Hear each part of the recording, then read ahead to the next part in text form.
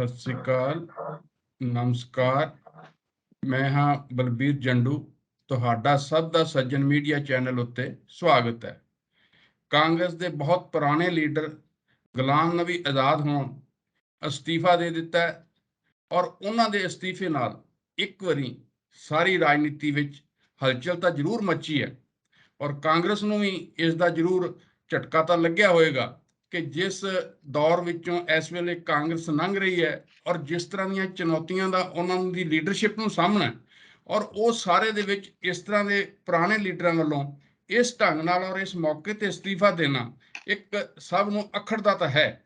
ਪਰ ਅਸੀਂ ਦੇਖਦੇ ਹਾਂ ਕਿ ਇਹ ਅਮਲ ਜਿਹੜਾ ਹੈ ਇਹ 2 ਸਾਲ ਪਹਿਲਾਂ ਸ਼ੁਰੂ ਹੋ ਗਿਆ ਸੀ ਕਿ ਜਦੋਂ G23 ਜਿਨ੍ਹਾਂ ਨੂੰ ਕਿਹਾ ਜਾਂਦਾ ਹੈ ਉਹ ਸਾਰੇ ਉਹ ਆਗੂ ਜਿਹੜੇ ਪਿਛਲੇ ਲੰਮੇ ਸਮੇਂ ਤੋਂ ਲੀਡਰਸ਼ਿਪ 'ਚ ਰਹੇ ਹੈ ਪਰ ਉਹ ਸਾਰੇ ਇਸ ਗੱਲ ਦੀ ਲੀਡਰਸ਼ਿਪ 'ਚ ਆਪ ਰਹੇ ਹੈ ਪਰ ਉਹ ਇਸ ਗੱਲ ਦਾ ਸਾਰਾ ਜਿਹੜਾ ਭਾਂਡਾ ਹੈ ਜੋ ਪਾਰਟੀ ਵਿੱਚ ਠੀਕ ਨਹੀਂ ਹੋਇਆ ਜਾਂ ਪਾਰਟੀ ਪਿਛਲੇ ਸਮੇਂ ਚੋਣਾਂ ਹਾਰੀ ਜਾਂ ਪਾਰਟੀ ਦੀ ਜਥੇਬੰਦੀ ਦੀ ਹਾਲਤ ਹੋਈ ਹੈ ਉਹ ਇਸ ਦੀ ਸਾਰੀ ਜ਼ਿੰਮੇਵਾਰੀ ਗਾਂਧੀ ਪਰਿਵਾਰ ਤੇ ਹੀ ਸੁੱਟ ਰਿਹਾ ਹੈ। ਆਪ ਉਹ ਸਾਰੀ ਜ਼ਿੰਮੇਵਾਰੀ ਤੋਂ ਪਾਸੇ ਹਟ ਰਿਹਾ ਹੈ ਤੇ ਅਸੀਂ ਦੇਖਦੇ ਹਾਂ ਕਿ ਜਿਹੜਾ ਇਤਿਹਾਸ ਵੀ ਇਸ ਗੱਲ ਦਾ ਗਵਾਹ ਹੈ ਕਿ ਸਮੇਂ-ਸਮੇਂ ਤੇ ਕਾਂਗਰਸ ਦੇ ਵਿੱਚੋਂ ਲੀਡਰ ਤਾਂ ਬਾਹਰ ਜਾਂਦੇ ਰਹੇ ਔਰ ਬਹੁਤ ਵੱਡੇ ਪੱਧਰ ਤੇ ਵੀ ਗਏ ਪਰ ਉਹ ਅਲਟੀਮੇਟਲੀ ਬਾਹਰ ਜਾ ਕੇ ਉਹ ਆਪਣੀ ਥਾਂ ਨਹੀਂ ਬਣਾ ਸਕੇ ਰਾਜਨੀਤੀ 'ਚ ਜਿਹੜੀ ਉਹਨਾਂ ਦੀ ਕਾਂਗਰਸ ਵਿੱਚ ਹੁੰਦਿਆਂ ਸੀ।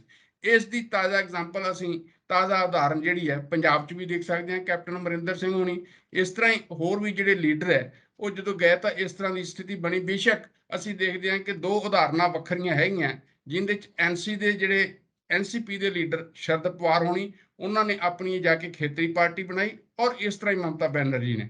ਪਰ ਬਾਕੀ ਥਾਵਾਂ ਤੇ ਅਸੀਂ ਦੇਖਦੇ ਹਾਂ ਕਿ ਹਾਲਤ ਕੋਈ ਬਹੁਤੀ ਚੰਗੀ ਨਹੀਂ ਰਹੀ ਜਿਹੜੇ ਪਾਰਟੀ ਤੋਂ ਬਾਹਰ ਜਾ ਕੇ ਜਿਨ੍ਹਾਂ ਲੋਕਾਂ ਨੇ ਇਸ ਢੰਗ ਨਾਲ ਕੰਮ ਕੀਤਾ। ਅਸੀਂ ਦੇਖਦੇ ਹਾਂ ਕਿ ਇਹ ਸਾਰੀ ਸਥਿਤੀ ਜਿਹੜੀ ਬਣੀ ਆ ਇਸ ਦੇ ਉੱਤੇ ਚਰਚਾ ਕੀਤੀ ਜਾਵੇ ਔਰ ਇਸ ਚਰਚਾ ਦੇ ਲਈ ਸਾਡੇ ਨਾਲ ਅੱਜ ਜੁੜੇ ਨੇ ਪ੍ਰੋਫੈਸਰ ਮੁਹੰਮਦ ਖਾਲਿਦ ਜਿਹੜੇ ਕਿ ਪੰਜਾਬ ਯੂਨੀਵਰਸਿਟੀ ਰਾਜਨੀਤੀ ਸ਼ਾਸਤਰ ਵਿਭਾਗ ਦੇ ਵਿੱਚ ਪ੍ਰੋਫੈਸਰ ਨੇ ਔਰ ਉਹ ਲਗਾਤਾਰ ਜੋ ਵੀ ਹਿੰਦੁਸਤਾਨ ਦੀਆਂ ਰਾਜਨੀਤੀ ਦੇ ਵਿੱਚ ਵਾਪਰਦਾ ਉਤਰਾਅ ਚੜਾਅ ਆਉਂਦੇ ਆ ਉਹਦੇ ਤੇ ਬੜੀ ਨੇੜਿਓਂ ਨਜ਼ਰ ਰੱਖਦੇ ਆ ਔਰ ਹਰੇਕ ਜਿਹੜੀ ਘਟਨਾ ਵਾਪਰਦੀ ਉਹਦੇ ਬਾਰੇ ਉਹਨਾਂ ਦੀ ਇੱਕ ਆਪਣੀ ਰਾਏ ਹੁੰਦੀ ਹੈ। ਸੋ ਅਸੀਂ ਉਹਨਾਂ ਨਾਲ ਅੱਜ ਇਸ ਬਾਰੇ ਗੱਲਬਾਤ ਕਰਾਂਗੇ। ਪ੍ਰੋਫੈਸਰ ਤੁਹਾਡਾ ਪ੍ਰੋਗਰਾਮ ਸਵਾਗਤ ਹੈ। ਹਾਂਜੀ, ਥੈਂਕ ਯੂ ਜੀ, ਧੰਨਵਾਦ ਜੰਡੂ ਸਾਹਿਬ।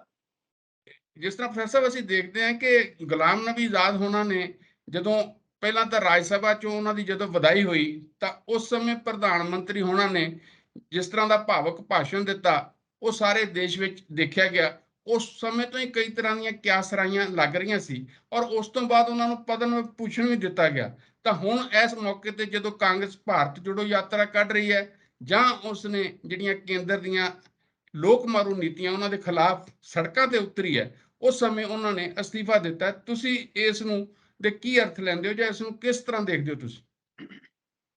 ਜੰਡੂ ਸਾਹਿਬ, ਕਾਂਗਰਸ ਦਾ ਇਤਿਹਾਸ ਜਿਹੜਾ ਹੈਗਾ 1885 ਤੋਂ ਹੀ ਜਿਸ ਵੇਲੇ ਕਾਂਗਰਸ ਬਣੀ ਹੈ ਜੀ ਉਸ ਵੇਲੇ ਤੋਂ ਹੀ ਇਸ ਟੁੱਟ ਭੱਜ ਦਾ ਇਹਦੇ ਵਿੱਚ ਹੁੰਦੀ ਰਹੀ ਹੈ। ਸਭ ਤੋਂ ਪਹਿਲੀ ਕਾਂਗਰਸ ਦੇ ਵਿੱਚ ਫੁੱਟ ਤੁਹਾਨੂੰ ਪਤਾ ਹੋਏਗਾ ਕਿ 1907 ਦੇ ਵਿੱਚ ਹੋਈ ਸੀਗੀ ਸੂਰਤ ਸੈਸ਼ਨ ਦੇ ਵਿੱਚ, ਜਿਸ ਵੇਲੇ ਗਰਮ ਦਲ ਤੇ ਨਰਮ ਦਲ 2 ਸੈਪਰੇਟ ਗਰੁੱਪ ਬਣੇ ਥੇ ਕਾਂਗਰਸ ਦੇ ਵਿੱਚ।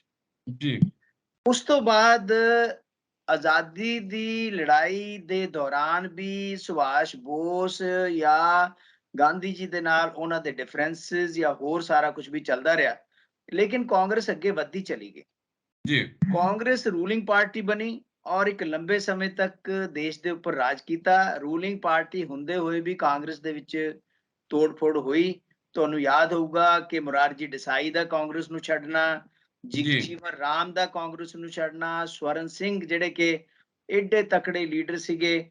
ਰੀਸੈਂਟਲੀ ਆਪਾਂ ਦੇਖੀਏ ਨਜਮਾ ਹੈਪਤੁੱਲਾ ਜਿਹਨੂੰ ਕਿ 3 ਵਾਰ ਕਾਂਗਰਸ ਨੇ ਡਿਪਟੀ ਸਪੀਕਰ ਉਹਦਾ ਚੇਅਰਮੈਨ ਬਣਾਇਆ ਰਾਜ ਸਭਾ ਦਾ, PA ਸੰਗਮਾ, ਯਾਨੀ ਕਿੰਨੇ ਨਾਂ ਗਿਣਾ ਦੀਏ ਜਿਹੜੇ ਕਾਂਗਰਸ ਨੂੰ ਛੱਡ ਕੇ ਗਏ ਹੈ।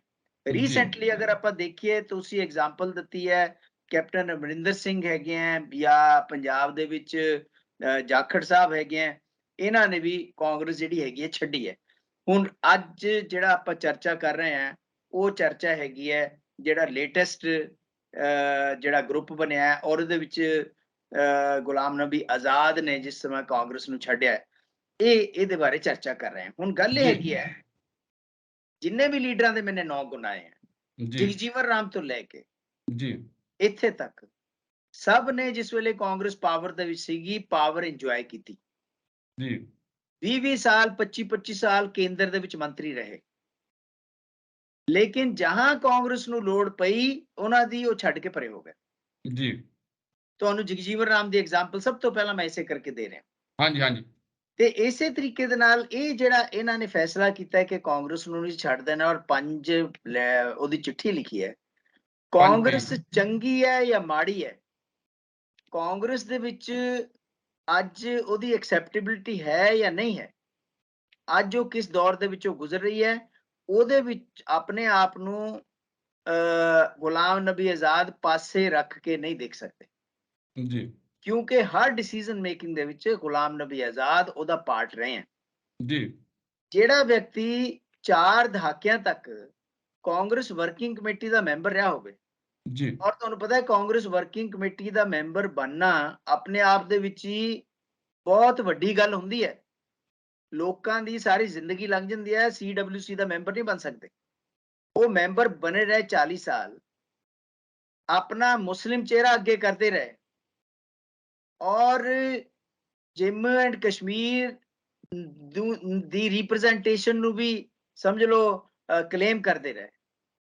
ਜਿਸ ਵੇਲੇ ਕਾਂਗਰਸ ਪਿਛਲੇ 1.5 ਸਾਲ ਤੋਂ ਉਹਨਾਂ ਕੋਲ ਕੋਈ ਪੋਜੀਸ਼ਨ ਨਹੀਂ ਰਹੀ, ਤਾਂ ਛੱਡ ਕੇ ਲਾਂਭੇ ਹੋ ਗਏ, ਇਲਜ਼ਾਮ ਲਾਤਾ, ਚਾਹੇ ਉਹ ਰਾਹੁਲ ਗਾਂਧੀ ਤੇ ਲਾਇਆ, ਚਾਹੇ ਪਾਰਟੀ ਤੇ ਲਾਇਆ, ਚਾਹੇ ਗਾਂਧੀ ਫੈਮਿਲੀ ਤੇ ਲਾਇਆ। ਤੁਹਾਨੂੰ ਮੈਂ ਦੱਸਦਾ ਕਿ 1977 ਤੋਂ ਲੈ ਕੇ ਅੱਜ ਤੱਕ, ਜਿਸ ਜੀ ਵੇਲੇ ਰਾਜੀਵ ਗਾਂਧੀ ਨੇ ਯੰਗ ਬੰਦੇ ਪਿਕਅਪ ਕੀਤੇ ਸੀਗੇ, ਜਿਨ੍ਹਾਂ ਵਿੱਚੋਂ ਪਵਨ ਬਾਂਸਲ ਵੀ ਇੱਕ ਸੀਗੇ, ਉਹ ਯੰਗ ਬੰਦਿਆਂ ਦੀ ਇੱਕ ਟੀਮ ਬਣਾਈ ਸੀਗੀ। ਉਹ ਟੀਮ ਜਿਹੜੀ ਸੀਗੀ ਉਹਦਾ ਇਹ ਪਾਰਟ ਸੀਗੇ, ਔਰ ਹੌਲੀ ਹੌਲੀ ਪੌੜੀਆਂ ਚੜ੍ਹਦੇ ਕਿੱਥੇ ਤੱਕ ਪਹੁੰਚੇ ਹੈ। ਹੁਣ ਗੱਲ ਇਹ ਹੈਗੀ ਹੈ ਕਿ ਕਿਆ ਉਹਨਾਂ ਨੇ ਕਾਂਗਰਸ ਨੂੰ ਸੱਟ ਮਾਰੀ ਹੈ, ਜਾਂ ਕਿਆ ਕਾਂਗਰਸ ਉੱਪਰ ਇਹਦਾ ਕਿੰਨਾ ਕੁ ਨੁਕਸਾਨ ਹੋਏਗਾ।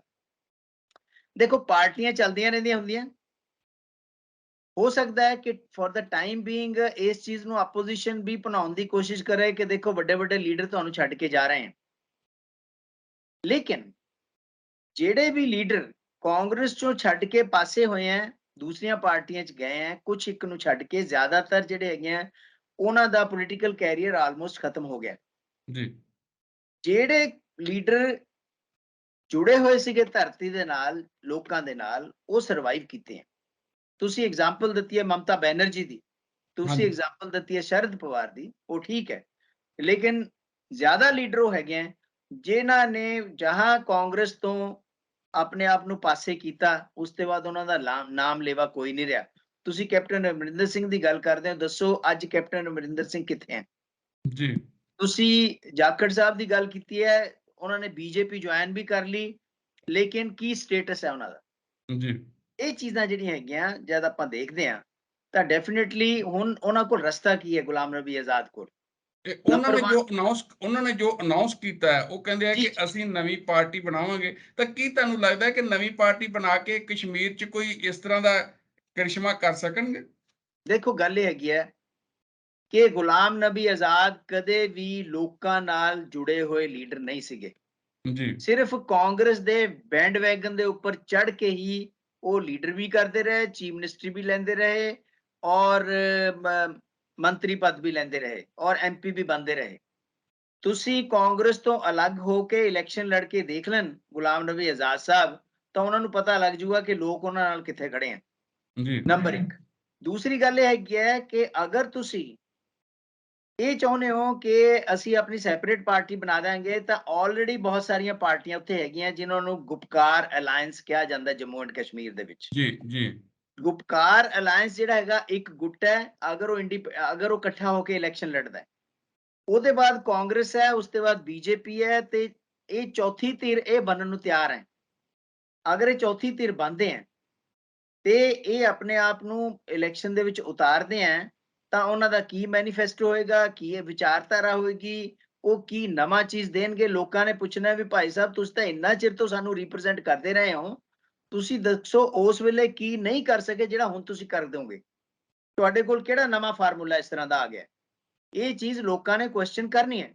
ਲੋਕਾਂ ਨੇ ਇਹ ਵੀ ਕੁਐਸਚਨ ਕਰਨਾ ਹੈ ਕਿ ਜਿਹੜੀ ਪਾਰਟੀ ਨਾਲ ਤੁਸੀਂ, ਜਿਹੜੀ ਪਾਰਟੀ ਨੇ ਤੁਹਾਨੂੰ ਜ਼ੀਰੋ ਤੋਂ ਹੀਰੋ ਬਣਾਇਆ ਔਰ 40 ਸਾਲ ਤੱਕ ਹੀਰੋ ਬਣਾ ਕੇ ਰੱਖਿਆ, ਜਦ ਤੁਸੀਂ ਉਹਦੇ ਨਹੀਂ ਰਹੇ ਤਾਂ ਤੁਹਾਡੇ ਕੋਲ, ਸਾਡੇ ਕੋਲ ਕੀ ਗਰੰਟੀ ਹੈ ਕਿ ਤੁਸੀਂ ਜਿਹੜਾ ਹੈਗਾ ਲੋਕਾਂ ਦੇ ਨਾਲ ਕਿਸੇ ਤਰ੍ਹਾਂ ਦੀ ਜੋੜ ਕੇ ਰੱਖੋਗੇ ਆਪਣੇ ਆਪ ਨੂੰ, ਜਾਂ ਉਹਨਾਂ ਦੇ ਪ੍ਰਤੀ ਵਫਾਦਾਰੀ ਨਿਭਾਓਗੇ, ਜਾਂ ਹੋਰ ਪਾਰਟੀਆਂ ਨਾਲ ਵਫਾਦਾਰੀ ਨਿਭਾਓਗੇ ਜਿਨ੍ਹਾਂ ਦੇ ਨਾਲ ਰਲ ਕੇ ਤੁਸੀਂ ਇਲੈਕਸ਼ਨ ਲੜੋਗੇ। ਇਹ ਸਾਰੇ ਕੁਐਸਚਨ ਜਿਹੜੇ ਹੈਗੇ ਆਉਣਗੇ। ਹਜੇ ਉਹਨਾਂ ਨੇ ਆਪਣੇ ਆਪ ਨੂੰ ਸੈਪਰੇਟ ਕੀਤਾ। 5-4 ਐਮਐਲਏ, ਐਕਸ ਐਮਐਲਏ ਜੀ ਜੀ ਰਿਜ਼ਾਈਨ ਵੀ ਕਰ ਗਏ ਆ ਪਾਰਟੀ ਦੇ ਵਿੱਚੋਂ। ਲੇਕਿਨ ਮੈਨੂੰ ਜਿੱਥੇ ਤੱਕ ਲੱਗਦਾ ਹੈ ਕਿ ਜਿੱਥੇ ਤੱਕ ਵੈਲੀ ਦਾ ਸਵਾਲ ਹੈ, ਜੰਮੂ ਦੇ ਵਿੱਚ ਦੇਖੋ ਬੀਜੇਪੀ ਨੇ ਆਪਣੇ ਸਾਰੇ ਪੱਤੇ ਖੇਲਨੇ ਹੈ। ਜੀ ਉਹ ਜੀ 370 ਵੀ ਉਹਨਾਂ ਨੇ ਪਲੇ ਕਰਨੀ ਹੈ, 35 ਇਹ ਵੀ ਕਰਨਾ ਹੈ, ਜਿਹੜੇ ਨਵੇਂ ਵੋਟਰ ਬਣਾਏ ਹੈ ਉਹਨਾਂ ਦੀ ਵੋਟ ਵੀ ਆਪਣੇ ਹੱਕ ਦੇ ਵਿੱਚ ਕਰਨੀ ਹੈ। ਲੇਕਿਨ ਗੁਲਾਮ ਨਬੀ ਆਜ਼ਾਦ ਕੋਲ ਕੀ ਹੈ ਦਿਖਾਉਣ ਵਾਸਤੇ? ਹੁਣ ਤੱਕ ਤਾਂ ਕਾਂਗਰਸ ਦੇ ਵੱਲੋਂ ਹੀ ਆਉਂਦੇ ਰਹੇ ਆ ਲੋਕਾਂ ਤੱਕ। ਜੀ ਇਸ ਕਰਕੇ ਮੈਨੂੰ ਲੱਗਦਾ ਹੈ ਕਿ ਇਹ ਆਉਣ ਵਾਲੇ ਦਿਨਾਂ 'ਚ ਪਤਾ ਲੱਗੇਗਾ ਕਿ ਉਹ ਕਿਸ ਤਰ੍ਹਾਂ ਦੀ ਪਾਰਟੀ ਬਣਾਉਂਦੇ ਆ ਤੇ ਉਹਦਾ ਕੀ ਰੂਪ ਰੇਖਾ ਹੋਏਗੀ। ਚਲੋ ਇਹ ਤਾਂ ਭਵਿੱਖ ਦੇ ਚ ਪਿਆ ਗੱਲ ਕਿ ਕਿਹੜੀ ਪਾਰਟੀ ਬਣਾਉਂਦੇ, ਪਰ ਜੇ ਜਿਸ ਤਰ੍ਹਾਂ ਉਹ ਮੈਦਾਨ ਚ ਉਤਰਦੇ ਆ, ਜਿਸ ਤਰ੍ਹਾਂ ਚੋਣ ਮੈਦਾਨ, ਜਿਸ ਤਰ੍ਹਾਂ ਉਹਨਾਂ ਨੇ ਕਿਹਾ ਵੀ ਹੈਗਾ ਕਿ ਅਸੀਂ ਵੱਖਰੀ ਪਾਰਟੀ ਬਣਾ ਕੇ ਲੜਾਂਗੇ, ਤਾਂ ਉਹ ਕਿਸ ਨੂੰ ਨੁਕਸਾਨ ਪਹੁੰਚਾਉਣਗੇ ਤੇ ਕਿਸ ਦੀ ਸੇਵਾ ਕਰਨਗੇ? ਦੇਖੋ, ਅਗਰ ਇੱਕ ਅਗਰ ਇਹ ਪਾਰਟੀ ਜਿਹੜੀ ਹੈਗੀ ਹੈ, ਜੋ ਵੀ ਪਾਰਟੀ ਬਣਦੀ ਹੈ, ਅਗਰ ਉਹ ਮੈਦਾਨ ਦੇ ਵਿੱਚ ਉਤਰਦੀ ਹੈ ਤਾਂ ਕੁਝ % ਵੋਟਾਂ ਵੀ ਲੈਂਦੀ ਹੈ। ਤੁਹਾਨੂੰ ਯਾਦ ਹੋਊਗਾ ਕਿ ਮਨਪ੍ਰੀਤ ਬਾਦਲ ਨੇ ਪਾਰਟੀ ਬਣਾਈ ਸੀਗੀ ਬਿਲਕੁਲ ਪੰਜਾਬ ਦੇ ਠੀਕ, ਵਿੱਚ, ਬਿਲਕੁਲ ਠੀਕ। ਤੇ ਉਹਨੂੰ 4 ਜਾਂ 5% ਵੋਟਾਂ ਹਾਂ ਮਿਲੀਆਂ ਹਾਂ ਸੀ। ਜੀ ਜੀ ਜੀ, ਇਸੇ 5%। ਤਰੀਕੇ ਦੇ ਨਾਲ ਇਹਨਾਂ ਨੂੰ ਅਗਰ 4 ਜਾਂ 5% ਵੋਟਾਂ ਵੀ ਮਿਲਦੀਆਂ ਤਾਂ ਉਹ ਵੋਟਾਂ ਜਾਂ ਤਾਂ ਗੁਪਕਾਰ ਅਲਾਇੰਸ ਦੀਆਂ ਹੋਣਗੀਆਂ ਜਾਂ ਕਾਂਗਰਸ ਦੀਆਂ ਹੋਣਗੀਆਂ। ਜੀ ਉਹਦਾ ਫਾਇਦਾ ਜਿਹੜਾ ਹੈਗਾ ਉਹ ਬੀਜੇਪੀ ਨੂੰ ਮਿਲੇਗਾ, ਜੀ ਔਰ ਹੋ ਸਕਦਾ ਹੈ ਬੀਜੇਪੀ ਦੇ ਨਾਲ ਉਹਨਾਂ ਦੀ ਅੰਡਰਸਟੈਂਡਿੰਗ ਹੋ ਜਾਵੇ। ਮੈਂ ਜੀ ਨਹੀਂ ਕਹਿੰਦਾ ਵੀ ਅੱਜ ਹੈ ਉਹਨਾਂ ਦੀ, ਕਿਉਂਕਿ ਜਿਸ ਵੇਲੇ ਤੁਸੀਂ ਇਲੈਕਸ਼ਨ ਲੜੋਗੇ ਤਾਂ ਹੋ ਸਕਦਾ ਹੈ ਕਿਸੇ ਦੇ ਨਾਲ ਪ੍ਰੀ ਪੋਲ ਅਲਾਇੰਸ ਕਰੋ ਜਾਂ ਕਿਸੇ ਦੇ ਨਾਲ ਅੰਡਰਸਟੈਂਡਿੰਗ ਕਰੋ ਇਲੈਕਸ਼ਨ ਦੀ।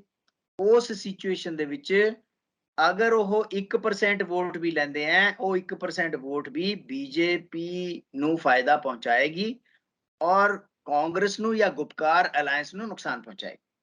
ਇਹ ਮੁਸਲਿਮ ਭਾਈਚਾਰੇ ਚ ਕਿੰਨੀ ਕੁ ਉਹਨਾਂ ਨੂੰ ਸਪੋਰਟ ਮਿਲਣ ਦੀ ਆਸ ਲੱਗਦੀ ਹੈ? ਦੇਖੋ ਏਦਾਂ ਹੈਗਾ ਕਿ ਜਿਹੜੀ ਵੈਲੀ ਹੈ ਉਹਦੀ ਜੀ ਪੋਲਿਟਿਕਸ ਡਿਫਰੈਂਟ ਹੈ, ਜਿਹੜੀ ਜੰਮੂ ਹੈ ਉਹਦੀ ਪੋਲਿਟਿਕਸ ਡਿਫਰੈਂਟ ਹੈ, ਔਰ ਇਹ ਪੋਲਿਟਿਕਸ ਇੰਦਰਾ ਗਾਂਧੀ ਦੇ ਟਾਈਮ ਤੋਂ ਚੱਲੀ ਆ ਰਹੀ ਹੈ। ਜੀ ਪਹਿਲਾਂ ਇੰਦਰਾ ਗਾਂਧੀ ਕਹਿੰਦੀ ਸੀ ਕਿ ਜੰਮੂ ਦੇ ਹਿੰਦੂਆਂ ਨੂੰ ਅਸੀਂ ਬਚਾ ਸਕਦੇ ਹਾਂ, ਉਹਨਾਂ ਦੀ ਰੱਖਿਆ ਅਸੀਂ ਕਰ ਸਕਦੇ ਹਾਂ। ਅੱਜ ਉਹ ਰੋਲ ਜਿਹੜਾ ਹੈਗਾ ਬੀਜੇਪੀ ਨੇ ਲੈ ਲਿਆ। ਹੁਣ ਉਸ ਸਿਚੁਏਸ਼ਨ ਦੇ ਵਿੱਚ ਜਿਹੜੀ ਵੈਲੀ ਹੈ, ਵੈਲੀ ਦੇ ਵਿੱਚੋਂ ਮੈਨੂੰ ਨਹੀਂ ਲੱਗਦਾ ਕਿ ਇੰਨਾ ਜ਼ਿਆਦਾ ਹੁੰਗਾਰਾ ਮਿਲੇਗਾ, ਕਿਉਂਕਿ ਮੁਸਲਮਾਨ ਵੋਟ ਜਿਹੜੀ ਹੈਗੀ ਹੈ ਉਹ ਕਿਸੇ ਵੀ ਐਸੇ ਪਾਰਟੀ ਜਾਂ ਅਲਾਇੰਸ ਨੂੰ ਵੋਟ ਨਹੀਂ ਪਾਏਗੀ ਜਿਹੜੀ ਡਾਇਰੈਕਟਲੀ ਜਾਂ ਇਨਡਾਇਰੈਕਟਲੀ ਬੀਜੇਪੀ ਨੂੰ ਫਾਇਦਾ ਪਹੁੰਚਾ ਸਕਦੀ ਹੋਵੇ। ਜੀ ਇਸ ਕਰਕੇ ਮੈਨੂੰ ਨਹੀਂ ਲੱਗਦਾ ਕਿ ਵੈਲੀ ਦੇ ਵਿੱਚੋਂ ਇੰਨਾ ਵੱਡਾ ਹੁੰਗਾਰਾ ਗੁਲਾਮ ਨਬੀ ਆਜ਼ਾਦ ਅਗਰ ਉਹ ਕੋਈ ਪਾਰਟੀ ਬਣਾਉਂਦੇ ਆ ਤਾਂ ਇਲੈਕਸ਼ਨ ਲੜਦੀ ਹੈ ਤਾਂ ਮਿਲੇਗਾ। ਪ੍ਰੋਫੈਸਰ, ਜਿਸ ਤਰ੍ਹਾਂ ਅਸੀਂ ਵੈਲੀ ਦੀ ਗੱਲ ਕੀਤੀ ਹੈ, ਜੰਮੂ ਕਸ਼ਮੀਰ ਦੀ ਗੱਲ ਕੀਤੀ ਹੈ, ਜੀ ਇਸ ਤਰ੍ਹਾਂ ਤੁਹਾਨੂੰ ਕੀ ਲੱਗਦਾ ਕਿ ਕੌਮੀ ਰਾਜਨੀਤੀ ਤੇ ਵੀ ਕੋਈ ਅਸਰ ਪੈ ਸਕਦਾ ਇਸ ਦਾ ਕਿ ਨਹੀਂ, ਜਾਂ ਕਾਂਗਰਸ ਤੇ ਕਿੰਨਾ ਕੁ ਇਹਦਾ ਮਾੜਾ ਅਸਰ ਪੈ ਸਕਦਾ? ਦੇਖੋ, ਕਾਂਗਰਸ ਨੂੰ ਇੱਕ ਸੱਟ ਵੱਜੀ ਹੈ, ਇਹਦੇ 'ਚ ਤਾਂ ਕੋਈ ਸ਼ੱਕ ਨਹੀਂ ਹੈ। ਇਸ ਕਰਕੇ ਜੀ ਵੱਜੀ ਹੈ ਕਿ ਇੱਕ ਬਹੁਤ ਵੱਡਾ ਤੁਹਾਡਾ ਬਹੁਤ ਪੁਰਾਣਾ ਲੀਡਰ, ਇੱਕ ਤੁਹਾਡਾ ਮੁਸਲਿਮ ਚਿਹਰਾ ਲੀਡਰ ਜਿਹੜਾ ਸੀਗਾ, ਜੀ ਉਹ ਤੁਹਾਨੂੰ ਛੱਡ ਕੇ ਚਲਾ ਗਿਆ। ਲੇਕਿਨ ਪਿਛਲੇ 2 ਸਾਲ ਤੋਂ 2-3 ਦਿਨਾਂ ਤੋਂ ਜਿਸ ਤਰੀਕੇ ਦੇ ਨਾਲ ਇਹਦੇ ਰੈਜ਼ਿਗਨੇਸ਼ਨ ਤੇ ਬਾਅਦ ਸੋਸ਼ਲ ਮੀਡੀਆ ਦੇ ਉੱਪਰ ਜੋ ਗੱਲਬਾਤ ਚੱਲ ਰਹੀ ਹੈ ਔਰ ਜਿਸ ਤਰੀਕੇ ਦੇ ਨਾਲ ਲੋਕਾਂ ਦੇ ਕਮੈਂਟਸ ਆ ਰਹੇ ਹੈ, ਈਵਨ ਬੁੱਧੀਜੀਵੀਆਂ ਦੇ ਵੀ ਤੇ ਲੀਡਰਾਂ ਦੇ ਵੀ, ਉਹ ਇਹੀ ਹੈ ਕਿ ਗੁਲਾਮ ਨਬੀ ਆਜ਼ਾਦ ਨੂੰ ਉਸ ਵੇਲੇ, ਜਿਸ ਵੇਲੇ ਕਾਂਗਰਸ ਇੱਕ ਲੜਾਈ ਦੇ ਮੂਡ ਦੇ ਵਿੱਚ ਹੈ ਔਰ ਭਾਰਤ ਜੋੜੋ ਅੰਦੋਲਨ ਸ਼ੁਰੂ ਹੋਣ ਲੱਗਿਆ, ਉਸ ਵੇਲੇ, ਔਰ ਜਿਸ ਵੇਲੇ ਜਿਹੜੀ ਸੋਨੀਆ ਗਾਂਧੀ ਔਰ ਰਾਹੁਲ ਉਸ ਵਿਦੇਸ਼ ਦੇ ਵਿੱਚ ਸੋਨੀਆ ਦੀ ਇਲਾਜ ਲਈ ਬਿਮਾਰੀ ਗਏ। ਇਲਾਜ ਵਾਸਤੇ ਗਏ ਹੋਏ ਆ, ਉਸ ਵੇਲੇ ਤੁਸੀਂ ਪਿੱਠ 'ਚ ਜਿਹੜਾ ਛੁਰਾ ਘੋਂਪਿਆ, ਉਹ ਜਿਹੜਾ ਹੈਗਾ ਉਹ ਇੱਕ ਸੁਚੱਜੇ ਤੇ ਮੈਚੁਰ ਲੀਡਰਸ਼ਿਪ ਦਾ ਨੂੰ ਨਹੀਂ ਦਰਸਾਉਂਦਾ, ਬਲਕਿ ਇੱਕ ਬਹੁਤ ਹੀ ਨਹਾਇਤ ਘਟੀਆ ਕਿਸਮ ਦੀ ਸੈਲਫਿਸ਼ਨੈਸ ਜਿਹੜੀ ਹੈਗੀ ਹੈ ਉਹਦੀ ਰਿਪਰੈਜ਼ੈਂਟੇਸ਼ਨ ਕਰਦਾ ਹੈ ਇਸ ਤਰ੍ਹਾਂ ਦਾ ਜਿਹੜਾ ਫੈਸਲਾ ਹੈ। ਇਸ ਕਰਕੇ ਜਿਹੜੀ ਨੈਸ਼ਨਲ ਪੋਲਿਟਿਕਸ ਹੈ, ਨੈਸ਼ਨਲ ਪੋਲਿਟਿਕਸ ਦੇ ਵਿੱਚ ਜਿਹੜਾ 5 ਪੇਜ ਦਾ ਲੈਟਰ ਹੈ, ਉਹ ਲੈਟਰ ਡੈਫੀਨੇਟਲੀ ਆਪੋਜੀਸ਼ਨ ਪਾਰਟੀ ਇਸਤੇਮਾਲ ਕਰੇਗੀ ਕਾਂਗਰਸ ਦੇ ਖਿਲਾਫ, ਕਾਂਗਰਸ ਦੀ ਲੀਡਰਸ਼ਿਪ ਦੇ ਖਿਲਾਫ। ਲੇਕਿਨ ਅਗਰ ਆਪਾਂ ਕਹੀਏ ਕਿ ਬਹੁਤ ਵੱਡਾ ਕੋਈ ਅੰਦੋਲਨ ਖੜਾ ਹੋ ਜਾਏਗਾ, ਇਸ ਤਰ੍ਹਾਂ ਦਾ ਕੋਈ ਗੱਲ ਨਹੀਂ ਹੈ। ਪਾਰਟੀਆਂ ਦੇ ਨਾਲ ਜੁੜ ਕੇ ਹੀ ਕਿਸੇ ਵੀ ਵਿਅਕਤੀ ਦੀ ਹੋਂਦ ਹੁੰਦੀ ਹੈ। ਜਹਾਂ ਤੁਸੀਂ ਪਾਰਟੀ ਦੇ ਵਿੱਚੋਂ ਨਿਕਲੋ, ਉਸ ਵੇਲੇ ਤੁਹਾਡੀ ਹੋਂਦ ਜਿਹੜੀ ਹੈਗੀ ਹੈ ਉਹ ਖਤਮ ਹੋਣੀ ਸ਼ੁਰੂ ਹੋ ਜਾਂਦੀ ਹੈ ਔਰ ਆਲਮੋਸਟ ਜ਼ੀਰੋ ਹੋ ਜਾਂਦੀ ਹੈ। ਤੁਸੀਂ ਸੈਂਕੜੇ ਐਗਜ਼ਾਮਪਲ ਆਪਾਂ ਇੰਡੀਆ ਦੀ ਪੋਲਿਟਿਕਸ ਦੇ ਵਿੱਚ ਲਾ ਸਕਦੇ ਹਾਂ, ਕਿਸੇ ਵੀ ਪਾਰਟੀ ਦੇ ਵਿੱਚ, ਸਿਰਫ ਕਾਂਗਰਸ ਦੀ ਮੈਂ ਗੱਲ ਨਹੀਂ ਕਰ ਰਿਹਾ, ਈਵਨ ਬੀਜੇਪੀ ਦੇ ਵਿੱਚ ਹੈ। ਫॉर ਐਗਜ਼ਾਮਪਲ ਨਰਿੰਦਰ ਮੋਦੀ ਨੂੰ ਬੀਜੇਪੀ ਤੋਂ ਮਾਈਨਸ ਕਰਕੇ ਇਲੈਕਸ਼ਨ ਲੜਵਾ ਲਓ ਤਾਂ ਪਤਾ ਲੱਗ ਜਾਏਗਾ ਕਿੰਨੇ % ਵੋਟ ਗਿਰਦੀ ਹੈ, ਜਾਂ ਹੋਰ ਵੀ ਕੋਈ ਲੀਡਰ। ਇੱਕ ਮੈਂ ਜਸਟ ਐਗਜ਼ਾਮਪਲ ਦੇ ਰਿਹਾ। ਤਾਂ ਇਸ ਤਰੀਕੇ ਦੇ ਨਾਲ ਜਿਹੜੇ ਲੀਡਰਾਂ ਨੇ ਪਾਰਟੀ ਨੂੰ ਸਿੰਚਿਆ ਹੋਵੇ ਔਰ ਇੱਥੇ ਤੱਕ, ਔਰ ਪਾਰਟੀ ਨੇ ਹਰ ਤਰ੍ਹਾਂ ਦਾ ਮਾਨ ਸਨਮਾਨ ਦਿੱਤਾ ਹੋਵੇ, ਉਹ ਜਿਸ ਵੇਲੇ ਤੁਹਾਡੀ ਲੋੜ ਪਵੇ ਤੁਹਾਨੂੰ ਸੜਕਾਂ ਤੇ ਉਤਾਰਨ ਦੀ ਕੋਸ਼ਿਸ਼ ਕਰੇ, ਉਸ ਵੇਲੇ ਤੁਸੀਂ ਛੱਡ ਕੇ ਲਾਂਭੇ ਹੋ ਜਾਓ ਔਰ ਇਲਜ਼ਾਮ ਸ਼ੁਰੂ ਕਰ ਦਿਓ, ਉਹ ਕੋਈ ਬਹੁਤ ਅੱਛੀ ਗੱਲ ਨਹੀਂ ਹੈ। ਵੈਸੇ ਸਾਹਿਬ, ਜਿਸ ਤਰ੍ਹਾਂ ਅਸੀਂ ਦੇਖਦੇ ਹਾਂ ਕਿ ਕਾਂਗਰਸ ਦੇ ਅੰਦਰ ਸਭ ਤੋਂ ਲੰਬਾ ਸਮਾਂ ਜੇ ਕੋਈ ਪ੍ਰਧਾਨ ਦੇ ਤੌਰ ਤੇ ਰਹੇ ਆ ਤੇ ਉਹ ਸੋਨੀਆ ਗਾਂਧੀ ਰਹੇ ਆ, ਔਰ ਉਹਨਾਂ ਦੀ ਅਗਵਾਈ ਵਿੱਚ 2 ਵਾਰ ਕਾਂਗਰਸ ਨੇ ਜਿੱਤ ਕੇ ਕੇਂਦਰ 'ਚ ਸਰਕਾਰ ਵੀ ਬਣਾਈ ਹੈ, 10 ਸਾਲ ਜਿਹੜੀ ਹੈ ਸੱਤਾ 'ਚ ਵੀ ਰਹੇ ਆ, ਔਰ ਉਸ ਸਮੇਂ ਦੌਰਾਨ ਕੁਝ ਨਹੀਂ ਹੋਇਆ। ਹੁਣ ਅਸੀਂ ਦੇਖਦੇ ਹਾਂ ਕਿ ਕਾਂਗਰਸ ਜਦੋਂ ਵੀ ਸੰਕਟ 'ਚ ਹੁੰਦੀ ਹੈ ਤਾਂ ਉਦੋਂ ਇਸ ਤਰ੍ਹਾਂ ਦੇ ਲੀਡਰ ਜਿਹੜੇ ਆ ਉਹ ਛਾਲਾਂ ਮਾਰ ਕੇ ਬਾਹਰ ਚਲੇ ਜਾਂਦੇ ਆ। ਪਰ ਅਸੀਂ ਦੇਖਦੇ ਹਾਂ ਕਿ ਕਾਂਗਰਸ ਜਿਵੇਂ ਸਹਿਜ ਪੱਕੇ ਸੋ ਮਿੱਠਾ ਹੋ ਵਾਲੀ ਗੱਲ ਹੈ ਕਿ ਉਹ ਹੌਲੀ ਹੌਲੀ ਤੁਰਦੀ ਰਹਿੰਦੀ ਹੈ ਆਪਣੀ ਚਾਲੇ। ਹੁਣ ਵੀ ਜਦੋਂ G23 ਨੇ ਇਹ ਗੱਲ ਕਹੀ ਕਿ ਪਾਰਟੀ ਚੋਣਾਂ ਹੋਣੀਆਂ ਚਾਹੀਦੀਆਂ, ਤਾਂ ਉਹਨਾਂ ਨੇ ਅੱਜ ਬਕਾਇਦਾ ਇਸ ਗੱਲ ਦੀ ਜਿਹੜੀ ਪ੍ਰਧਾਨਗੀ ਦੀ ਚੋਣ ਲਈ 17 ਅਕਤੂਬਰ ਦੀ ਡੇਟ ਉਹਨਾਂ ਨੇ ਤੈਅ ਕਰ ਦਿੱਤੀ, ਔਰ ਬਕਾਇਦਾ ਅਨਾਉਂਸ ਕੀਤਾ ਕਿ 9000 ਡੈਲੀਗੇਟ ਹੈ ਇਹਦੇ ਵਿੱਚ ਵੋਟਾਂ ਪਾਉਣਗੇ। ਔਰ ਉਹਨਾਂ ਨੇ ਇਸ ਗੱਲ ਦਾ ਦਾਅਵਾ ਵੀ ਕੀਤਾ ਹੈ ਕਿ ਇੱਕੋ ਇੱਕ ਪਾਰਟੀ ਹੈ ਹਿੰਦੁਸਤਾਨ 'ਚ ਜਿਹਦੇ ਵਿੱਚ ਲੀਡਰਸ਼ਿਪ ਦੀ ਚੋਣ ਹੈ ਇਸ ਢੰਗ ਨਾਲ ਕੀਤੀ ਜਾਂਦੀ ਹੈ। ਔਰ ਦੂਸਰੇ ਪਾਸੇ ਅਸੀਂ ਦੇਖਦੇ ਹਾਂ ਕਿ ਪਾਰਟੀ ਭਾਰਤ ਜੋੜੋ ਯਾਤਰਾ ਜਿਹੜੀ ਸ਼ੁਰੂ ਕਰਨ ਜਾ ਰਹੀ ਹੈ, ਇਹ ਪਹਿਲੀ ਵਾਰ ਹੈ ਇਸ ਢੰਗ ਨਾਲ ਕਿ ਜਿਸ ਤਰ੍ਹਾਂ ਅੰਨਾ ਹਜ਼ਾਰੇ ਦੀ ਮੂਵਮੈਂਟ ਵੇਲੇ ਜਿਹੜੇ ਸਿਵਲ ਸੁਸਾਇਟੀ ਦੇ ਗਰੁੱਪ ਸੀ ਉਹ ਉਸ ਦੇ ਨਾਲ ਜੁੜੇ ਸੀ, ਤੇ ਹੁਣ ਉਹ ਸਾਰੇ ਹੀ ਗਰੁੱਪ ਲਗਭਗ 150 ਦੇ ਕਰੀਬ ਗਰੁੱਪ ਹੈ ਜਿਨ੍ਹਾਂ ਨੇ ਕਾਂਗਰਸ ਦੀ ਇਸ ਭਾਰਤ ਜੋੜੋ ਯਾਤਰਾ ਨਾਲ ਆਪਦੀ ਸਹਿਮਤੀ ਪ੍ਰਗਟਾਈ ਹੈ ਤੇ ਵੱਖ-ਵੱਖ ਢੰਗ ਨਾਲ ਵੱਖ-ਵੱਖ ਰੂਪ 'ਚ ਇਹਦੇ 'ਚ ਸ਼ਾਮਲ ਹੋਣ ਦਾ ਫੈਸਲਾ ਕੀਤਾ। ਤਾਂ ਇਸ ਸਥਿਤੀ ਦੇ ਵਿੱਚ ਜਦੋਂ ਕਿ ਉਹਨਾਂ ਦੀਆਂ ਜਿਹੜੀਆਂ ਮੰਗਾਂ, ਜਿਹੜੀਆਂ ਗੱਲਾਂ ਉਹ ਕਹਿੰਦੇ ਸੀ, ਉਹ ਪਾਰਟੀ ਦਾ ਉਸ ਪਾਸੇ ਨੂੰ ਤੁਰ ਰਹੀ ਹੈ, ਪਰ ਉਹ ਆਪਣੇ ਆਪ ਨੂੰ ਪਾਰਟੀ ਤੋਂ ਅਲੱਗ ਕਰਦੇ ਜਾ ਰਹੇ। ਜਿਵੇਂ ਆਨੰਦ ਸ਼ਰਮਾ ਹੈ, ਹੁਣ ਮਨੀਸ਼ ਤਿਵਾੜੀ ਹੋਣੀ ਵੀ ਕਹਿ ਰਹੇ ਕਿ ਮੈਨੂੰ 42 ਸਾਲ ਹੋ ਗਏ ਪਾਰਟੀ ਦੀ ਸੇਵਾ ਕਰਦਿਆਂ। ਤੇ ਇਹ ਸਾਰੀ ਸਥਿਤੀ ਦੇ ਵਿੱਚ ਭਾਰਤ ਜੋੜੋ ਯਾਤਰਾ ਤੇ ਇਸ ਦਾ ਕੋਈ ਅਸਰ ਪੈਣ ਦੇ ਲੱਗਦੇ ਤੁਹਾਨੂੰ ਅਸਾਰ? ਦੇਖੋ, ਗੱਲ ਇਹ ਹੈ ਵੀ ਲੋਕ ਇੰਨੇ ਜ਼ਿਆਦਾ ਦੁਖੀ ਹੈ ਇਸ ਵੇਲੇ, ਹਰ ਸਿਚੁਏਸ਼ਨ ਦੇ ਵਿੱਚ, ਹਰ ਤਰ੍ਹਾਂ ਨਾਲ, ਇਕਨੋਮਿਕਲੀ ਲੈ ਲਓ, ਸੋਸ਼ਲੀ ਲੈ ਲਓ, ਪੋਲੀਟੀਕਲੀ ਲੈ ਲਓ। ਇੰਨਾ ਜ਼ਿਆਦਾ ਲੋਕਾਂ ਦੇ ਵਿੱਚ ਰੋਹ ਹੈ ਕਿ ਕੋਈ ਵੀ ਮੂਵਮੈਂਟ ਅਗਰ ਲੋਕਾਂ ਨੂੰ ਜੋੜ ਕੇ ਚਲਾਈ ਜਾਏਗੀ, ਉਹਦੀ ਕਾਮਯਾਬੀ ਦਾ ਕਾਫੀ ਜ਼ਿਆਦਾ ਆਸ ਮੈਨੂੰ ਲੱਗਦੀ ਹੈ। ਲੇਕਿਨ ਮੈਂ ਜਿਹੜੀ ਇੱਕ ਡਿਫਰੈਂਟ ਕਿਸਮ ਦੀ ਪ੍ਰੋਪੋਜੀਸ਼ਨ ਪੇਸ਼ ਕਰ ਰਿਹਾ ਤੁਹਾਡੇ ਸਾਹਮਣੇ, ਉਹ ਪ੍ਰੋਪੋਜੀਸ਼ਨ ਇਹ ਹੈਗੀ ਹੈ ਕਿ ਅਗਰ ਕਾਂਗਰਸ ਦੀ ਲੀਡਰਸ਼ਿਪ, ਜਿਹਨੂੰ ਆਪਾਂ ਗਰੁੱਪ 23 ਕਹਿੰਦੇ ਆ, ਮੈਂ ਮਨੀਸ਼ ਤਿਵਾੜੀ ਦੀ ਉਹ ਕਲਿੱਪ ਵੀ ਸੁਣੀ ਹੈ ਜਿਹਦੇ ਵਿੱਚ ਉਹਨਾਂ ਨੇ ਕਿਹਾ ਕਿ ਸਾਨੂੰ ਧੱਕੇ ਮਾਰ ਕੇ ਜੇ ਕੋਈ ਬਾਹਰ ਕੱਢੂਗਾ ਉਹ ਅਲੱਗ ਗੱਲ ਹੈ, ਅਦਰਵਾਈਜ਼ ਅਸੀਂ ਭਾਗੀਦਾਰ ਹਾਂ, ਅਸੀਂ ਕੋਈ ਕਿਰਾਏਦਾਰ ਨਹੀਂ ਹੈ ਪਾਰਟੀ ਦੇ ਵਿੱਚ, ਉਹਨਾਂ ਨੇ ਇਹ ਗੱਲ ਕਹੀ ਹੈ। ਲੇਕਿਨ ਇਹ ਗੱਲਾਂ ਕਰਨ ਦੀ ਲੋੜ ਪੈਂਦੀ ਕਿਉਂ ਹੈ? ਇਹਦਾ ਮਤਲਬ ਇਹ ਹੈਗਾ ਕਿ ਪਾਰਟੀ ਨੂੰ ਵੀ, ਪਾਰਟੀ ਦੀ ਲੀਡਰਸ਼ਿਪ, ਸਭ ਤੋਂ ਜਿਹੜੀ ਹਾਸੋਹੀਣੀ ਗੱਲ ਇਹ ਹੈਗੀ ਹੈ ਕਿ ਏਡੀ ਵੱਡੀ ਪਾਰਟੀ ਹੋਵੇ ਜਿਹਨੇ ਇੰਨੇ ਸਾਲ ਰਾਜ ਕੀਤਾ ਹੋਵੇ, 4-5 ਸਟੇਟ ਦੇ ਵਿੱਚ ਤੁਹਾਡੀ ਸਰਕਾਰ ਵੀ ਹੋਵੇ, ਉਹ ਪਾਰਟੀ ਦਾ ਕੋਈ ਪਰਮਾਨੈਂਟ ਜਾਂ ਕੋਈ ਪ੍ਰੈਜ਼ੀਡੈਂਟ ਨਹੀਂ ਹੈ। ਤੁਸੀਂ ਇੱਕ ਪ੍ਰੈਜ਼ੀਡੈਂਟ ਜਿਹੜਾ ਹੈਗਾ, ਆਫੀਸ਼ੀਏਟਿੰਗ ਪ੍ਰੈਜ਼ੀਡੈਂਟ ਨਾਲ ਪਾਰਟੀ ਚੱਲਦੀ ਹੈ ਭਲਾ? ਨੰਬਰ 1। ਦੂਸਰੀ ਗੱਲ ਇਹ ਹੈਗੀ ਹੈ, ਜਿਹੜੀ ਪਾਰਟੀ ਨੇ ਹੁਣ 5 ਸਟੇਟਾਂ ਦੇ ਵਿੱਚ ਇਲੈਕਸ਼ਨ ਹਾਰਿਆ। ਜੀ ਉਹਨਾਂ ਨੇ 5 ਸਟੇਟਾਂ ਦੇ ਜਿਹੜੇ ਹੈੱਡ ਸੀਗੇ, ਪੀਪੀਸੀਸੀ ਦੇ ਪ੍ਰੈਜ਼ੀਡੈਂਟ ਸੀਗੇ, ਪ੍ਰਦੇਸ਼ ਕਾਂਗਰਸ ਦੇ, ਉਹਨਾਂ ਤੋਂ ਅਸਤੀਫੇ ਲੈ ਲਏ। ਜੀ ਲੇਕਿਨ ਜਿਹੜੀ ਉੱਪਰਲੀ ਲੀਡਰਸ਼ਿਪ ਹੈ ਉਹਨੂੰ ਵੀ ਇਸ ਚੀਜ਼ ਨੂੰ ਐਕਸੈਪਟ ਕਰਨਾ ਚਾਹੀਦਾ ਸੀਗਾ ਕਿ ਹਾਂ ਵੀ ਸਾਡੇ 'ਚ ਵੀ ਕੋਈ ਕਮੀਆਂ ਇੱਕ ਹੈਗੀਆਂ। ਤੁਹਾਨੂੰ ਪ੍ਰੋਫੈਸਰ ਸਾਹਿਬ ਯਾਦ ਹੋਏਗਾ, ਇੱਥੇ ਮੈਂ ਐਡ ਹੀ ਕਰ ਰਿਹਾ ਤੁਹਾਡੀ ਗੱਲ 'ਚ, ਕਿ ਜਦੋਂ 2019 ਦੀਆਂ ਚੋਣਾਂ ਹਾਰੀ ਸੀਗੀ ਕਾਂਗਰਸ, ਤਾਂ ਉਸ ਸਮੇਂ ਰਾਹੁਲ ਗਾਂਧੀ ਹੋਣਾ ਜਦੋਂ ਅਸਤੀਫਾ ਦਿੱਤਾ ਸੀਗਾ ਤੇ ਉਹਨਾਂ ਕਿਹਾ ਜੀ ਮੈਂ ਇਹਦੀ ਰਿਸਪੌਂਸਿਬਿਲਟੀ ਲੈਣਾ, ਪਰ ਯੈਸ, ਹੋਰ ਕਿਸੇ ਨੇ ਇਸ ਗੱਲ ਦੀ ਗੱਲ ਨਹੀਂ ਸੀ ਕੀਤੀ, ਔਰ ਲੇਕਿਨ ਉਸ ਤੋਂ ਬਾਅਦ ਉਹਨਾਂ ਪ੍ਰਧਾਨਗੀ ਨਹੀਂ ਸੰਭਾਲੀ। ਉਹਨਾਂ ਨੇ ਹੁਣ ਵੀ ਉਹਨਾਂ ਨੇ ਕਹਿ ਦਿੱਤਾ ਕਲੀਅਰਲੀ ਕਿ ਮੈਂ ਪ੍ਰਧਾਨਗੀ ਨਹੀਂ ਸੰਭਾਲਣੀ। ਇਸੇ ਕਰਕੇ ਇਲੈਕਸ਼ਨ ਹੋ ਰਿਹਾ ਹੈ, ਇਸੇ ਕਰਕੇ ਗਹਿਲੋਤ ਸਾਹਿਬ ਦਾ ਨਾਮ ਆ ਰਿਹਾ ਹੈ ਤੇ ਹੋਰ ਕਈ ਕੁਝ ਨਾਮ ਆ ਰਹੇ ਕਈ ਹਨ। ਨਾ ਆ ਰਹੇ। ਲੇਕਿਨ ਜੀ ਸਭ ਤੋਂ ਵੱਡੀ ਗੱਲ ਇਹ ਹੈਗੀ ਹੈ ਕਿ ਸੈਂਟਰਲ ਲੀਡਰਸ਼ਿਪ, ਦੇਖੋ ਪਾਰਟੀ ਕੋਈ ਵੀ ਪਾਰਟੀ ਹੋਵੇ ਇੱਕ ਯੂਨਿਟ ਦੇ ਤੌਰ ਤੇ ਚੱਲਦੀ ਹੈ, ਇੱਕ ਯੂਨੀਫਾਈਡ ਹੋਲ ਦੇ ਮੁਤਾਬਕ ਚੱਲਦੀ ਹੈ। ਬਿਲਕੁਲ ਉਹਦੇ ਵਿੱਚ ਸੈਂਟਰਲ ਲੀਡਰਸ਼ਿਪ, ਸਟੇਟ ਲੀਡਰਸ਼ਿਪਸ ਜਿਹੜੀਆਂ ਹੈਗੀਆਂ ਉਹ ਇਕੁਅਲੀ ਰਿਸਪੌਂਸਿਬਲ ਹੁੰਦੀਆਂ, ਜਿੱਤਦੀਆਂ ਵੀ ਹਾਰਦੀਆਂ ਵੀ। ਤੁਸੀਂ ਕਿਸੇ ਇੱਕ ਵਿਅਕਤੀ ਨੂੰ ਨਹੀਂ ਕਹਿ ਸਕਦੇ ਕਿ ਇਹਦੀ ਵਜ੍ਹਾ ਕਰਕੇ ਸਾਰਾ ਕੁਝ ਹੋਇਆ। ਹੁਣ ਉਹਨਾਂ ਨੇ ਕਿਹਾ ਜੀ ਕਿ ਤੁਸੀਂ ਰਾਹੁਲ ਗਾਂਧੀ ਨੇ ਜਿਸ ਵੇਲੇ ਆਰਡੀਨੈਂਸ ਨੂੰ ਫਾੜਿਆ ਸੀਗਾ, ਉਹ ਇੱਕ ਸਿੰਗਲ ਇਨਸੀਡੈਂਟ था ਜਿਹਦੀ ਵਜ੍ਹਾ ਕਰਕੇ ਅਸੀਂ 2014 ਦਾ ਇਲੈਕਸ਼ਨ ਹਾਰੇ। ਜੀ ਲੇਕਿਨ ਉਸ ਤੋਂ ਬਾਅਦ ਇੰਨਾ ਚਿਰ ਤੱਕ ਉਹ ਖੁਦ ਮੰਤਰੀ ਰਹੇ। ਉਸ ਤੋਂ ਬਾਅਦ ਜਿਸ ਵੇਲੇ ਤਾਂ ਤੁਸੀਂ ਪਾਵਰ ਇੰਜੋਏ ਕਰਨੀ ਸੀਗੀ, ਉਸ ਵੇਲੇ ਰਾਹੁਲ ਗਾਂਧੀ ਜੋ ਵੀ ਕਰ ਰਿਹਾ ਸੀਗਾ ਉਹ ਵੈਰੀ ਗੁੱਡ ਸੀਗਾ। ਜਿਸ ਵੇਲੇ ਤੁਹਾਨੂੰ ਰਾਜ ਸਭਾ ਨਹੀਂ ਮਿਲੀ ਹੈ ਇਸ ਵਾਰ, ਔਰ ਰਾਜ ਸਭਾ ਨਹੀਂ ਮਿਲ ਸਕਦੀ ਥੀ ਕਿਉਂਕਿ ਪਾਰਟੀ ਕੋਲ ਇੰਨੀ ਵੱਡੀ ਸਪੇਸ ਨਹੀਂ ਹੈ। ਨਹੀਂ, ਪਹਿਲਾਂ ਸੀਗਾ ਵੈਸੇ ਹੀ ਪ੍ਰੋਫੈਸਰ, ਪਾਰਟੀ ਦਾ ਜਿਹੜਾ ਇਹਨਾਂ ਦਾ ਵਿਧਾਨ ਦੇ ਮੁਤਾਬਕ ਇਹਨਾਂ ਨੇ ਫੈਸਲਾ ਕੀਤਾ ਹੋਇਆ ਹੈ, ਉਹ ਇਹ ਹੈ ਕਿ ਇੱਕ ਜਿਹੜਾ ਬੰਦਾ ਹੈ ਉਹ 4 ਵਾਰ ਹੀ ਰਾਜ ਸਭਾ ਦਾ ਮੈਂਬਰ ਬਣ ਸਕਦਾ, 5ਵੀਂ ਵਾਰ ਨਹੀਂ ਬਣ ਸਕਦਾ। ਤੁਸੀਂ ਜਨਾਬ ਇਲੈਕਸ਼ਨ ਲੜੋ, ਇਲੈਕਸ਼ਨ ਲੜ ਕੇ ਆਓ, ਜਿੱਤੋ। ਜੀ ਜੀ ਲੇਕਿਨ ਮੈਂ ਇਹ ਗੱਲ ਕਹਿ ਰਿਹਾ ਕਿ ਕਾਂਗਰਸ ਪਾਰਟੀ ਨੂੰ ਆਪਣਾ ਇੰਟਰਨਲ ਵੀ ਸਾਰਾ ਕੁਝ ਸੋਚਣਾ ਪਏਗਾ, ਲੀਡਰਸ਼ਿਪ ਦੇ ਬਾਰੇ ਵੀ, ਲੀਡਰਸ਼ਿਪ ਦੇ ਵਿੱਚ ਜਿਹੜੀਆਂ ਕਮੀਆਂ ਨੇ ਉਹਦਾ ਬਾਰੇ ਵੀ, ਜਿਹੜੇ ਲੀਡਰ ਹੈ ਉਹਨਾਂ ਦੀਆਂ ਕੀ ਪ੍ਰੋਬਲਮਸ ਹੈ ਉਹਨਾਂ ਨੂੰ ਵੀ ਸੁਣਨਾ ਪਏਗਾ। ਇਹ ਨਹੀਂ ਹੈ ਕਿ ਤੁਸੀਂ ਐਰੋਗੈਂਟਲੀ ਸਰਕਾਰ ਚਲਾਓਗੇ, ਇਹ ਵੀ ਜੀ ਸਰਕਾਰ ਨੇ ਵੀ ਦੇਖਣਾ ਪਏਗਾ। ਇਹ ਬਾਕੀ ਲੀਡਰਾਂ ਨੂੰ ਵੀ ਇਹ ਦੇਖਣਾ ਪਏਗਾ ਕਿ ਜਿਸ ਵੇਲੇ ਪਾਰਟੀ ਕ੍ਰਾਈਸਿਸ ਦੇ ਵਿੱਚ ਹੈ, ਅਸੀਂ ਦ੍ਰਿੜਤਾ ਦੇ ਨਾਲ ਖੜੀਏ ਤਾਂ ਕਿ ਪਾਰਟੀ ਨੂੰ ਅੱਗੇ ਲਿਜਾਇਆ ਜਾ ਸਕੇ।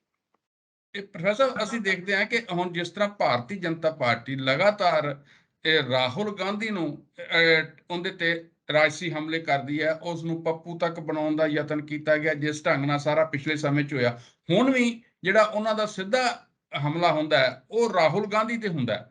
ਤਾਂ ਉਹੀ ਗੱਲ ਜਿਹੜੀ ਹੈ ਉਹ ਗੁਲਾਮ ਨਬੀ ਆਜ਼ਾਦ ਉਹਨਾਂ ਵੀ ਕੀਤੀ, ਤੇ ਰਾਹੁਲ ਗਾਂਧੀ ਨੂੰ ਕਿਉਂ ਨਿਸ਼ਾਨਾ ਬਣਾਇਆ ਜਾ ਰਿਹਾ? ਕਿ ਰਾਹੁਲ ਗਾਂਧੀ ਤੋਂ ਡਰ ਹੈ ਬੀਜੇਪੀ ਨੂੰ ਕਿ ਜੇ ਇਹ ਲੀਡਰ ਬਣ ਕੇ ਸਾਹਮਣੇ ਆਉਂਦਾ ਤਾਂ ਇਹ ਬਦਲ ਬਣ ਸਕਦਾ? ਦੇਖੋ, ਰਾਹੁਲ ਗਾਂਧੀ ਦੇ ਵਿੱਚ ਇਮੈਚੁਰਿਟੀ ਹੋਈ ਹੋਏਗੀ, ਲੇਕਿਨ ਇਸ ਵੇਲੇ ਅਗਰ ਇਫੈਕਟਿਵਲੀ ਪੂਰੇ ਇੰਡੀਆ ਦੇ ਵਿੱਚ ਬੀਜੇਪੀ ਦੇ ਅਗੇਂਸਟ ਜਾਂ ਸਰਕਾਰ ਦੇ ਅਗੇਂਸਟ ਕੋਈ ਮੁਖਰ ਹੋ ਕੇ ਬੋਲ ਰਿਹਾ ਤਾਂ ਰਾਹੁਲ ਗਾਂਧੀ ਹੈ, ਜੀ ਔਰ ਲਗਾਤਾਰ ਬੋਲ ਰਿਹਾ। ਕਈ ਲੋਕਾਂ ਨੇ ਬੜੇ ਕੰਪਰੋਮਾਈਜ਼ ਕੀਤੇ, ਈਡੀ ਵੀ ਉਹਦੇ ਵੀ ਮਗਰ ਲਾਈ ਤੇ ਹੋਰ ਬੜਾ ਕੁਝ ਕੀਤਾ, ਲੇਕਿਨ ਅੱਜ ਵੀ ਉਹ ਮੁਖਰ ਹੋ ਕੇ ਸਰਕਾਰ ਦੀਆਂ ਪਾਲਿਸੀਆਂ ਦੀ ਪੜਚੋਲ ਕਰਦਾ ਹੈ ਤੇ ਉਹਦੇ ਬਾਰੇ ਬੋਲਦਾ ਹੈ। ਇਸ ਕਰਕੇ ਰਾਹੁਲ ਗਾਂਧੀ ਹੀ ਹਮੇਸ਼ਾ ਨਿਸ਼ਾਨੇ ਤੇ ਹੈ, ਨੰਬਰ 1।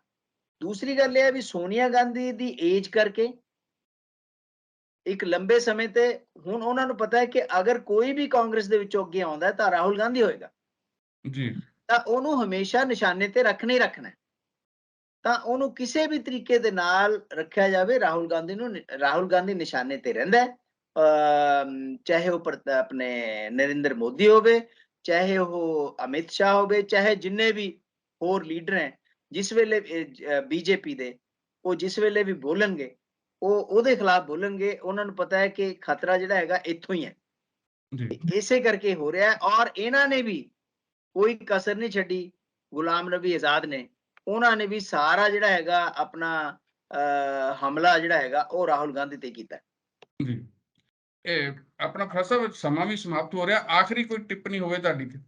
ਦੇਖੋ, ਮੈਂ ਜੰਡੂ ਸਾਹਿਬ ਇੱਕ ਗੱਲ ਕਹਿਣਾ ਕਿ ਕਾਂਗਰਸ ਪਾਰਟੀ ਅਗਰ ਤੁਸੀਂ ਸੋਚੋ ਕਿ ਦੇਸ਼ ਦੀ ਰਾਜਨੀਤੀ ਦੇ ਵਿੱਚੋਂ ਬਿਲਕੁਲ ਖਤਮ ਹੋ ਜਾਏਗੀ, ਉਹ ਤਾਂ ਚੀਜ਼ ਸੰਭਵ ਨਹੀਂ ਹੈ। ਲੇਕਿਨ at the same time party ਨੂੰ ਵੀ ਇਹ ਸੋਚਣਾ ਪਏਗਾ ਕਿ ਸਾਡੇ 'ਚ ਜਿਹੜੀਆਂ ਕਮੀਆਂ ਕਮਜ਼ੋਰੀਆਂ ਹੈਗੀਆਂ ਉਹਨਾਂ ਨੂੰ ਦੂਰ ਕਰਕੇ ਅੱਗੇ ਵਧਿਆ ਜਾਵੇ, ਨੰਬਰ 1। ਦੂਸਰੇ ਕਾਂਗਰਸ ਦੀ ਜਿਹੜੀ ਆਪਣੀ ਮੁੱਢ ਤੋਂ ਆਈਡੀਓਲੋਜੀ ਹੈ, ਚਾਹੇ ਉਹ ਸੈਕੂਲਰਿਜ਼ਮ ਹੈ, ਚਾਹੇ ਉਹ ਦੂਸਰੀ ਕਿਹੜੀ ਆਈਡੀਓਲੋਜੀ ਹੈ, ਇਨਕਲੂਸਿਵ ਜਿਹੜੀ ਹੈਗੀ ਹੈ ਪੋਲਿਟਿਕਸ ਹੈ, ਉਹਨੂੰ ਲੈ ਕੇ ਅੱਗੇ ਵਧਣਾ ਚਾਹੀਦਾ ਹੈ। ਅਗਰ ਸੈਟਬੈਕ ਹੈ ਤੇ ਅੱਜ ਹੈ, ਕੋਈ ਨਹੀਂ, ਹੋ ਸਕਦਾ ਹੈ ਕੱਲ ਨੂੰ ਨਾ ਹੋਵੇ, ਇਹ ਕੋਈ ਜ਼ਰੂਰੀ ਨਹੀਂ ਹੈ, ਲੇਕਿਨ ਪਾਰਟੀ ਨੂੰ ਆਪਣਾ ਜਿਹੜਾ ਮੂਲ ਆਈਡੀਓਲੋਜੀ ਹੈ ਉਹ ਤੋਂ ਨਾਲ ਕੰਪਰੋਮਾਈਜ਼ ਨਹੀਂ ਕਰਨਾ ਚਾਹੀਦਾ। ਮੂਲ ਸਿਧਾਂਤ ਨਹੀਂ ਛੱਡਣਾ ਚਾਹੀਦਾ। ਯੈਸ, ਉਹਦੇ ਨਾਲ ਜੀ। ਕੰਪਰੋਮਾਈਜ਼ ਨਹੀਂ ਕਰਨਾ ਚਾਹੀਦਾ। ਦੇਖੋ, ਜੇ ਤੁਸੀਂ ਹਿੰਦੂਤਵ ਜਾਂ ਸੌਫਟ ਹਿੰਦੂਤਵ ਦਾ ਇਸਤੇਮਾਲ ਕਰਦੇ ਹੋ ਤਾਂ ਉਸ ਕੰਮ ਦੇ ਵਿੱਚ ਤਾਂ ਉਹ ਤੁਹਾਤੋਂ ਕਿਤੇ ਅੱਗੇ ਹੈ, ਜੀ। ਤੁਸੀਂ ਉਹਨਾਂ ਦਾ ਮੁਕਾਬਲਾ ਨਹੀਂ ਕਰ ਸਕਦੇ, ਨਾ ਕਰਨਾ ਚਾਹੀਦਾ। ਇਹਦਾ ਮਤਲਬ ਹੈ ਕव्वा ਚਲਾ ਹੰਸ ਕੀ ਚਾਲ ਆਪਣੀ ਵੀ ਭੂਲਾ, ਬਿਲਕੁਲ ਠੀਕ। ਉਹ ਚੀਜ਼ ਨਹੀਂ ਕਰਨੀ ਚਾਹੀਦੀ। ਆਪਣੀ ਜੀ। ਆਈਡੀਓਲੋਜੀ, ਆਪਣੇ ਸਿਧਾਂਤ ਤੇ ਖੜੇ ਹੋ। ਦੇਖੋ, ਬੀਜੇਪੀ 70 ਸਾਲ ਆਪਣੇ 1952 ਤੋਂ ਲੈ ਕੇ ਆਪਣੇ ਸਿਧਾਂਤ ਦੇ ਉੱਪਰ ਖੜੀ ਹੈ, ਜੀ। ਕਾਮਯਾਬ ਹੋਏ ਆ ਅੱਜ। ਜੀ। ਜੀ। ਇਸੇ ਤਰੀਕੇ ਦੇ ਨਾਲ ਤੁਹਾਨੂੰ ਵੀ ਆਪਣੇ ਸਿਧਾਂਤ ਤੇ ਖੜਾ ਰਹਿਣਾ ਚਾਹੀਦਾ ਹੈ। ਇਹ ਪ੍ਰੋਫੈਸਰ ਗੱਲ, ਚਲੋ ਆਪਣੇ ਕੋਲ ਸਮਾਂ ਵੀ ਥੋੜਾ ਹੈ, ਪਰ ਇਹ ਜ਼ਰੂਰ ਹੈ ਕਿ ਕਾਂਗਰਸ ਨੇ ਜਦੋਂ ਆਪਣੇ ਮੂਲ ਸਿਧਾਂਤ ਛੱਡੇ, ਮੂਲ ਵਿਚਾਰਧਾਰਾ ਛੱਡੀ, ਉਦੋਂ ਹੀ ਕਾਂਗਰਸ ਜਿਹੜੀ ਹੈ ਉਹ ਕਮਜ਼ੋਰ ਹੁੰਦੀ ਚਲੀ ਗਈ। ਕਾਫੀ ਹੱਦ ਤੱਕ ਇਹ ਗੱਲ ਸਹੀ ਹੈ ਕਿ ਕਾਂਗਰਸ ਨੇ ਆਪਣੀ ਮੂਲ ਵਿਚਾਰਧਾਰਾ ਨਾਲ ਕੰਪਰੋਮਾਈਜ਼ ਕੀਤੇ। ਉਹ ਜੀ। ਕੰਪਰੋਮਾਈਜ਼ ਦਾ ਸਿੱਟਾ ਹੀ ਇਹ ਸੀਗਾ ਕਿ ਕਾਂਗਰਸ ਜਿਹੜੀ ਹੈਗੀ ਹੈ ਉਹਨੂੰ ਇਸ ਤਰ੍ਹਾਂ ਦਾ ਸੈਟਬੈਕਸ ਦੇਖਣ ਦਾ ਮੌਕਾ ਮਿਲਿਆ। ਇਸੇ ਕਰਕੇ ਕਾਂਗਰਸ ਨੂੰ ਆਪਣੀ ਮੂਲ ਵਿਚਾਰਧਾਰਾ ਨੂੰ ਮੁਖਰ ਢੰਗ ਦੇ ਨਾਲ ਪ੍ਰਾਊਡ ਫੀਲ ਕਰਦੇ ਹੋਏ ਲੋਕਾਂ ਦੇ ਵਿੱਚ ਪਹੁੰਚਾਉਣਾ ਚਾਹੀਦਾ ਹੈ। ਜ਼ਰੂਰ ਉਹਨਾਂ ਨੂੰ ਕਾਮਯਾਬੀ ਮਿਲੇਗੀ। ਜਿਹੜੇ ਦੋਸਤ ਸਾਡੇ ਇਸ ਪ੍ਰੋਗਰਾਮ ਨਾਲ ਜੁੜੇ, ਦੋਸਤੋ, ਜੇ ਤੁਹਾਨੂੰ ਸਾਡਾ ਇਹ ਪ੍ਰੋਗਰਾਮ ਪਸੰਦ ਆਇਆ ਹੋਵੇ ਤਾਂ ਤੁਸੀਂ ਇਸ ਨੂੰ ਲਾਈਕ ਵੀ ਜ਼ਰੂਰ ਕਰਨਾ, ਆਪਣੇ ਦੋਸਤਾਂ ਨਾਲ ਵੀ ਸ਼ੇਅਰ ਕਰਨਾ, ਚੈਨਲ ਨੂੰ ਸਬਸਕ੍ਰਾਈਬ ਕਰਨਾ। ਤੁਹਾਡਾ ਬਹੁਤ ਬਹੁਤ ਧੰਨਵਾਦ ਪ੍ਰੋਫੈਸਰ, ਤੁਹਾਡਾ ਵੀ ਬਹੁਤ ਬਹੁਤ ਧੰਨਵਾਦ। ਸ਼ੁਕਰੀਆ ਜੀ, ਮਿਹਰਬਾਨੀ।